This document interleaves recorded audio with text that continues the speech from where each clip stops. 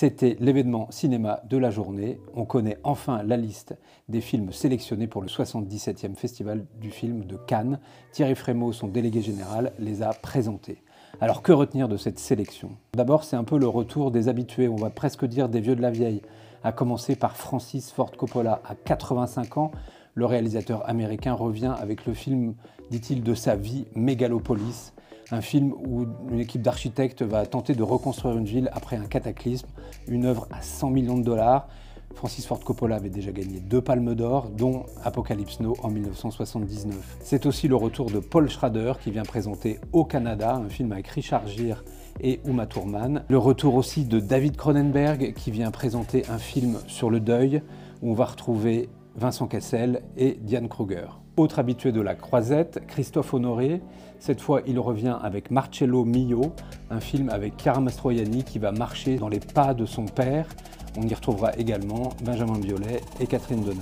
Jacques Audiard va lui aussi à nouveau fouler le tapis rouge. Il revient avec une comédie musicale qui s'appelle Emilia Pérez, où on va pouvoir retrouver Selena Gomez et Zoé Saldana. Yorgos Lanthimos, le réalisateur de Pauvres créatures, revient lui aussi à Cannes.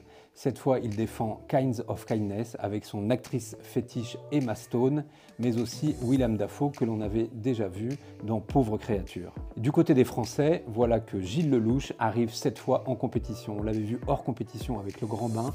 Maintenant, il vient présenter dans la compétition officielle L'amour ouf, un film très attendu en France puisqu'il met en vedette le couple charismatique, mythique presque on pourrait dire, François Civil et Adèle Exarchopoulos.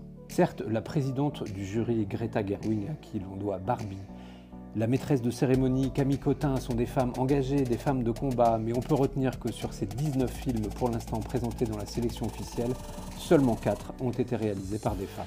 Comme à l'accoutumée, il y aura des grands noms, des stars, des vedettes qui vont fouler le tapis rouge de Cannes. Dans la liste, on peut noter évidemment Francis Ford Coppola, George Miller qui viendra présenter la nouvelle version de Mad Max Furiosa, George Lucas qui recevra une palme d'or pour l'ensemble de son œuvre. On note également Demi Moore, Nicolas Cage. Bref, il y aura des stars. Du côté des Français, on retrouvera Vincent Lindon et Léa Seydoux qui font partie du casting de la dernière comédie de Quentin Dupieux, deuxième acte. Ce film fera l'ouverture de ce 77e festival.